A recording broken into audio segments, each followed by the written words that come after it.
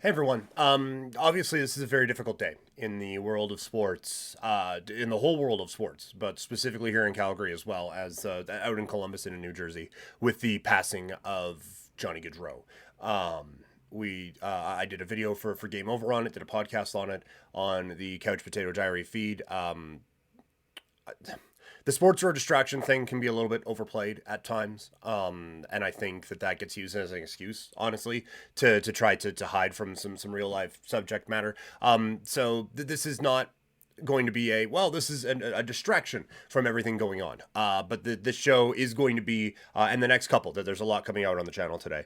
The focus on these is going to be on football, the Canadian Football League, and the National Football League. Going to continue on with the shows kind of as planned today, but did want to say something off the top because there's gonna be the music and it's gonna be up and it's gonna be talking about a whole lot of things that admittedly today don't really feel like they matter a whole lot, but still going to kind of carry on with all of that. So just wanted to let you know that we're not ignoring what happened, certainly not pushing it to the side or anything like that. It's just we're kind of going on with business as usual, and just wanted to let you know we are absolutely keeping the Gaudreau family in our thoughts and prayers today. So that's it for this. I guess let's get on with the show.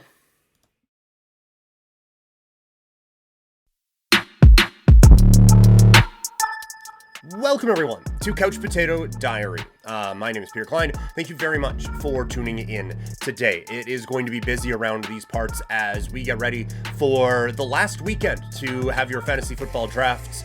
Things schedule-wise got a little bit thrown out of whack, so we are going to try to catch up on that today. So you're going to expect quite a few podcasts in the next few days as we kind of break it all up for you here. Today, on this one, we're going to be doing a mock draft. We are going to be looking at NFL coaches who are on the hot seat, and we are going to be looking at rookies who have a chance to impact the fantasy football season. And we will get to another mock draft on this episode for you today. So let's get right into it now and talk about the Canadian Football League.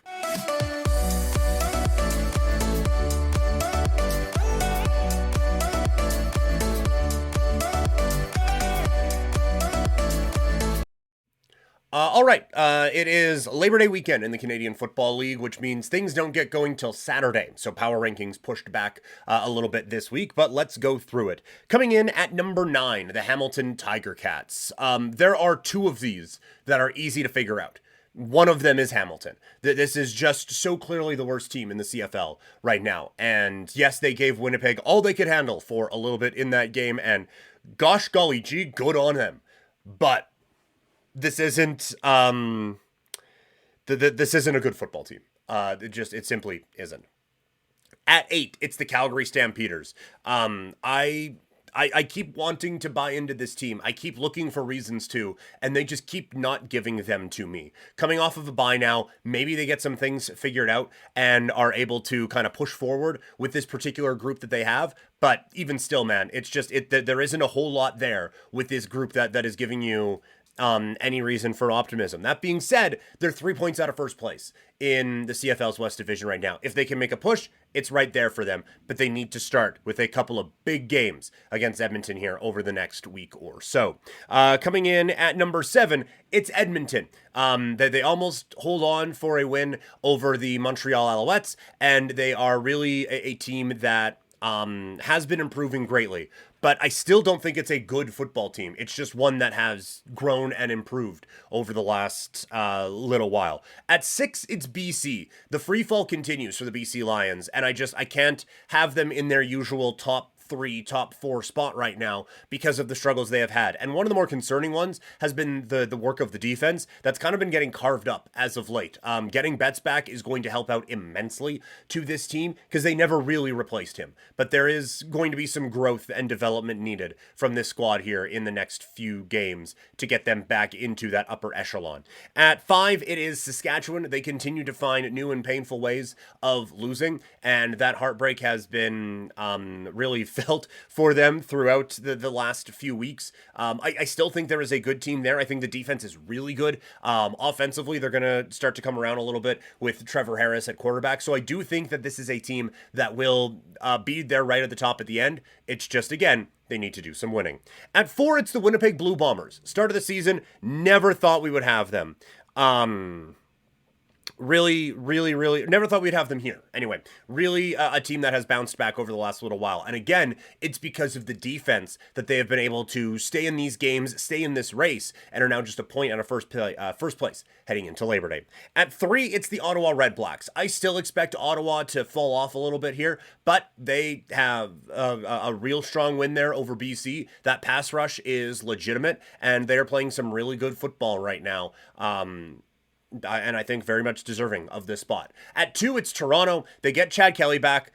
He didn't look great, but still put up over 300 yards passing and still was able to get his team the win. But again, it's the defense. Arimilade is back. Saresna has been a beast all season long. Amos just is a ball magnet now, along with Franklin in that secondary. This is just such a deep, talented football team. And at 1, it's the Montreal Alouettes. That is copy and paste for the last little while. They have been spectacular. It hasn't always been dominant and convincing, but it has been good enough to get wins, and that's what you're looking for in the Canadian Football League. Just win, baby. And that's all the Montreal Alouettes have been doing.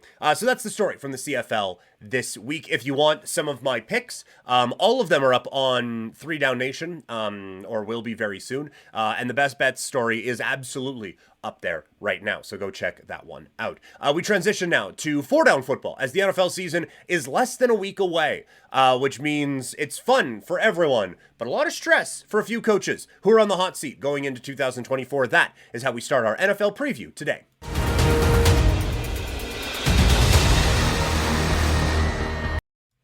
Looking at a few things on the NFL preview today, we will start with coaches on the hot seat. We're also going to look at the players who are going to decide the NFL season, and we are going to look at rookies who we think will have a big impact in fantasy football this year, and we'll close with another mock draft. So coaches on the hot seat. At 5, it's Dennis Allen. No one in New Orleans likes this team. And no one in New Orleans has confidence, and no one in the NFL has confidence that Dennis Allen will be able to turn this thing around.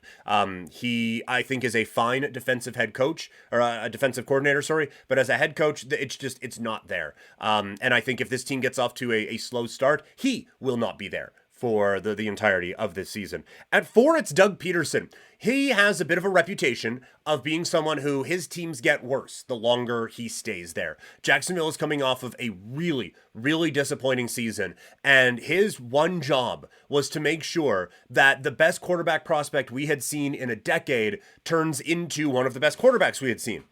That hasn't happened. And if that doesn't turn around this year, then I think it could be bye-bye for Doug Peterson. At 3, it's Mike McCarthy. He's a lame duck coach for an owner who loves to go out and make a big splash with Bill Belichick and Mike Vrabel just there to make that splash. And so I'm not high on the Cowboys this year. B, I have never been high on Mike McCarthy. I think he is genuinely one of the most overrated coaches in the history of the National Football League, and I think that he has a lot of pressure on him to turn this thing around very, very quickly and get this thing going after just an abysmal playoff loss to his former team a season ago. At 2, it's Robert Saleh. The excuses are over.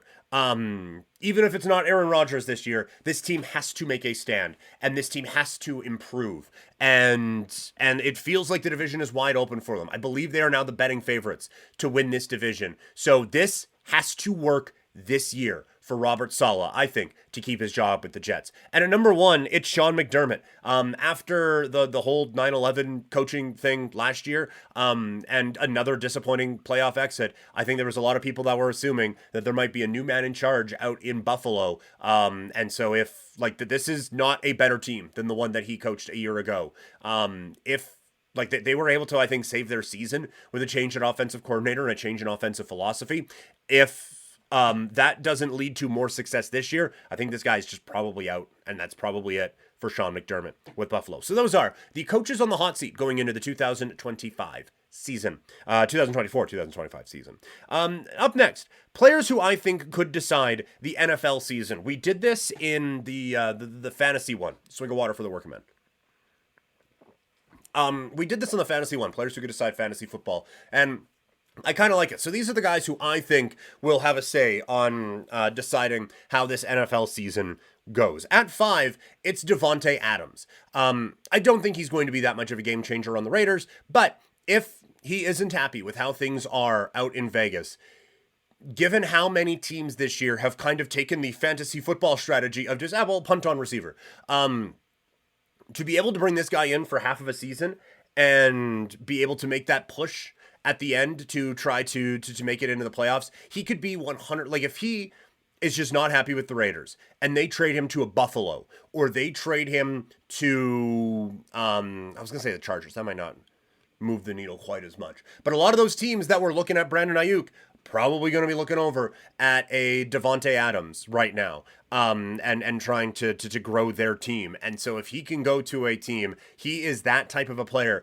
that I think can make a difference and kind of move the needle and get this team to where, or get that team to where they want to get to. At 4, it's Tua. He's not getting traded, but a lot of people are down on the Miami Dolphins this year because of how last season ended.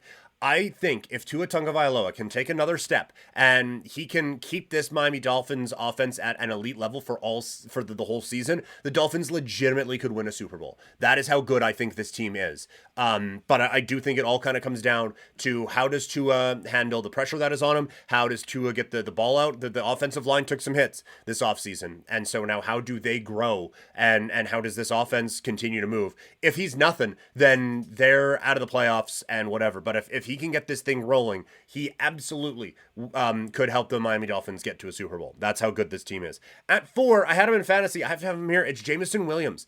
I think that he can be the last missing piece that this Detroit Lions offense was looking for, and he can be the guy who can kind of take off and lead this team, and just add another dynamic to this offense that makes them really go from great to elite. It's the one thing they were missing, and you saw it in the NFC Championship game when he was gone. He is another big play guy. I think all the puzzle pieces are there for Detroit this year to be able to go out and make a really big splash. At 2, it's Aaron Rodgers. If he gets hurt again, or if he is just kind of as cooked as I think he is going to be, then the New York Jets are just probably going to once again fade quietly, or not so quietly, into the night. But if he's good, and he can get Breece Hall the ball in good situations, if he can get Wilson the ball in good situations, if he can let that defense get a bit of a breather every now and then this Jets team deserves to be the betting favorite in the AFC East. And they deserve to be one of the favorites to make the Super Bowl out of the AFC. That's the swing that Aaron Rodgers can have. And at number 1, it's Travis Kelce. He was kind of in fuel conservation mode a little bit last season. And I think that is going to be the case again. At some point, it's going to fall off, and I'm not saying it's going to be this year. If it is, then I think the entire Super Bowl landscape is wide open. But if he can still be one of the better tight ends and one of the better pass catchers in the National Football League, then Kansas City is just again going to be one of the favorites to go off and win the whole thing for an unprecedented 3rd time in a row. And I think a lot of it with this offense hinges on Travis Kelce. So those are, I think, some of the guys who are the most important players in the NFL this season. Let's shift to fantasy as we get ready for fantasy drafts this weekend. I thought today would be a good time to take a look at some of the rookies who could have an impact on the fantasy football season this year. So a lot of lists today. Coming in at number 5, it's Brock Bowers. A lot of people are a little hesitant to draft rookie tight ends, and a lot of people are very hesitant to draft anyone on the Vegas Raiders. But if Brock Bowers is the guy that he was in Georgia, that can be, and he is going in the back part of tight end 1 territory. He could really be a guy who makes all the difference for a lot of fantasy teams this year. And for a rookie, I think that's really impactful. At 4, it's Caleb Williams. He makes an impact himself being a potential number 1 quarterback, but also the effect he has on Keenan Allen, on Rome Odunze, on DJ Moore, on Cole Kmet, on the 8 running backs they have. He has a chance to really turn this Bears team into a fantasy juggernaut this year. And so I think he has a chance to really make an impact in fantasy. At 3, it's Malik Neighbors. the only pass catching weapon that anyone that anyone has ever heard of on the New York Giants. A lot of people very excited about the talent that comes with Malik Neighbors and the big playability. He is getting drafted very, very early, so he is absolutely having an impact on fantasy football teams this year. At 2, I have Roma Dunze. I liked Dunze coming out of the draft, or going into the draft process, I guess, more than Neighbors. And I have been surprised at how many people kind of forget how good this guy really is. And we just talked about all the weapons that are in Chicago, but I do think that if his true talent can shine through, then this is someone who's going to have a major impact in fantasy this year. And at number 1, it's Jaden Daniels. He is not being drafted as a quarterback 1 right now, but boy, does he have the potential to be one. He has all the athletic gifts. It's just a matter of, can he stay healthy? And what does he look like in an offense that maybe isn't quite as effective as the one he came from in college? So those are some of the rookies that I think can make an impact here in 2024, 2025 in fantasy. Is there anything actionable on it? Let's find out. It's time for another mock draft.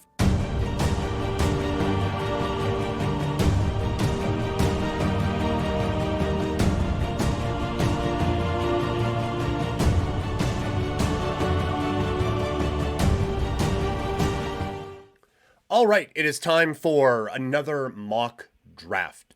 We have been doing it from every spot in a 12-team half-point PPR, or half PPR, I guess. So today we are going from the number 10 spot. All right, I will bring the draft board up there, and here we go.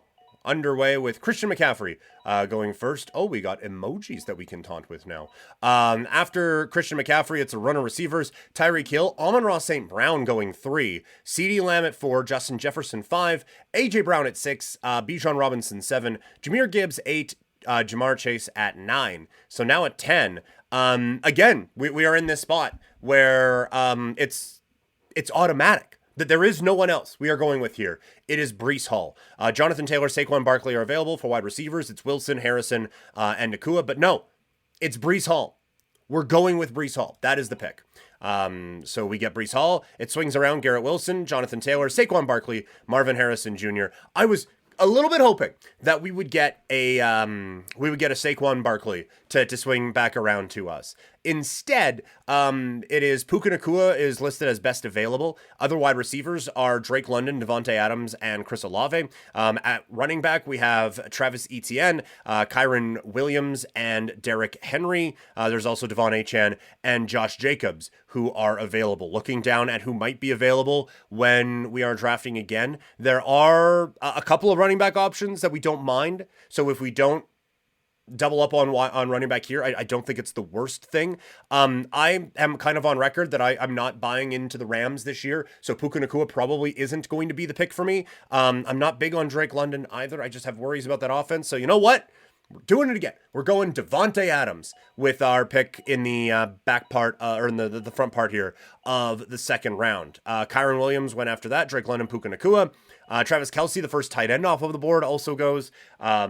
Josh Allen and Jalen Hurts, along with Lamar Jackson. Sam Laporta also going in kind of the 1Z spots.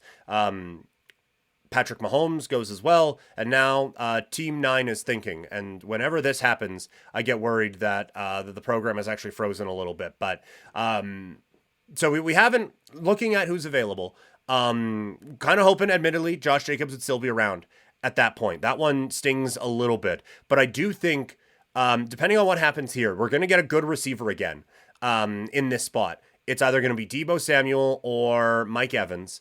And then after that, as it swings back around to us, I still feel like we'll have an opportunity to get a James Cook or a Joe Mixon. And so, yeah, this is a little bit frustrating that the program has frozen at various points. I've had some technical issues on the recording side, and now just the website itself is stuck. And so that's a little annoying, and I don't want to hit refresh and just completely ruin everything. But I mean, so far we've had some interesting draft, and I think that Team 9 one really kind of opened my eyes to actually being patient and actually waiting on quarterback and tight end right up until you can't anymore, and then making that move. That was, I think, really quite helpful for us to see that there is another strategy there. Because before we were, I don't want to say reaching, but we were just making sure that there was a floor we didn't want to go below. And if we just went one tier lower, we actually filled out the roster quite a bit better than I thought we were going to.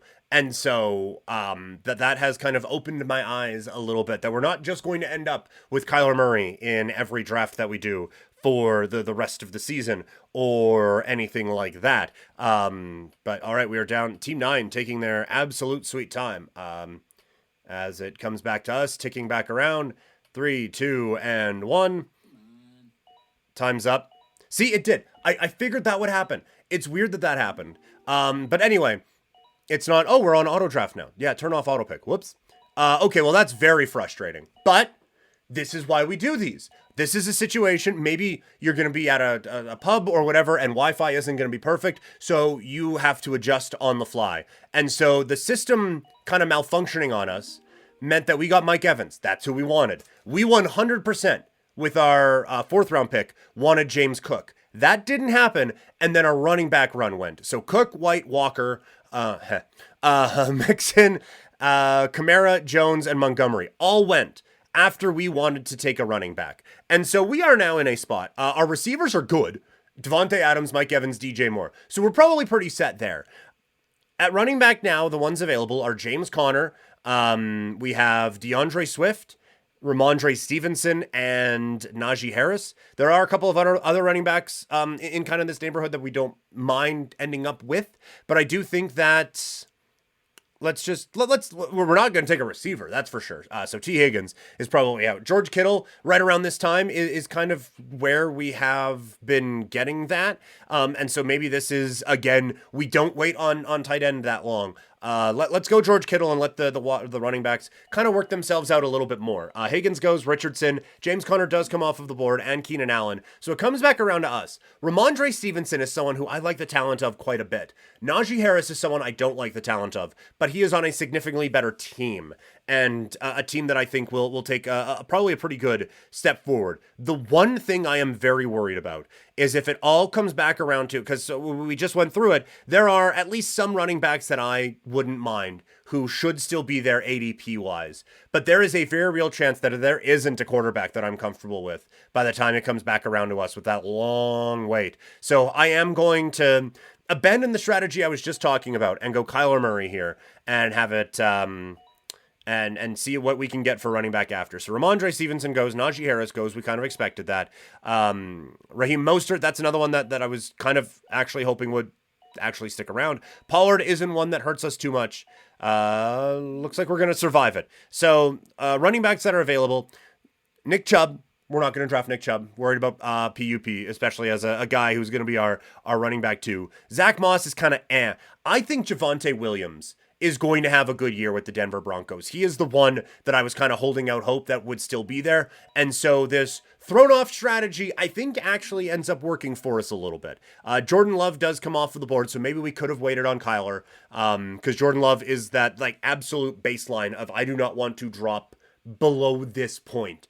And so now we are right around that neighborhood where we want to be getting a couple of the young, exciting wide receivers. Even with us having 3 wide receivers on our roster already, I do feel like I like the wide receivers in this area so much more than I like the running backs. And so all due respect to Brooks or Jalen Warren or Austin Eckler, but my pick here is Christian Watson. I think he is ready for a breakout season with the Green Bay Packers. We've been saying around here, we would love, best case scenario is we get 2 of Watson, Smith and Jigba, and Jamison Williams. Raheem Mostert was in that area. He has moved up, as we've seen in this draft. He was already gone. But as it's coming back around to us, Smith and Jigba goes the pick before us. So this one, again, is basically an auto click of Jamison Williams. We are going to lock that pick in. After that, it's Robinson, Gus Edwards, Nuke Hopkins goes, Ezekiel Elliott, and now it's back to us. There are a couple quarterbacks on the board. We're not going to go with that. Here in the 10th round, another one that I've been getting a lot of lately has been Jerome Ford. I love the talent of the kid. I think he has basically the running back room to himself in Cleveland. I'm going to go Jerome Ford there, and we're not going to look back on that one. Chase Brown is another one who has been going in that neighborhood that I like quite a bit. He's staying on the board for a while, but there he goes right at the end of the 10th round. Blake Corum going after him as well. And we're getting to the point now where kickers are working their way up in ADP. Charbonnet going off the board 2 picks before us stings the slightest bit. But Chuba Hubbard is still there. And again, I think he is a pretty good running back. He had some big weeks in fantasy down the stretch.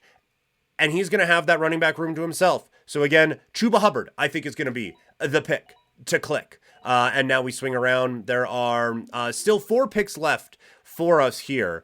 But this is where I start to kind of fall off on a few of the names. I'm just not a Jacoby Myers guy. I'm not a Josh Palmer guy. Rico Dowdle is interesting. And so that is one that has kind of kept me from drafting defensive players here. Or defensive units, I should say. So we will go with Rico Dowdle, get the guy who I think is the better back for the Dallas Cowboys, and get a real opportunity. We're missing out on a kicker run here. Jalen Wright was the other one who I would have not drafted a defense or a kicker for.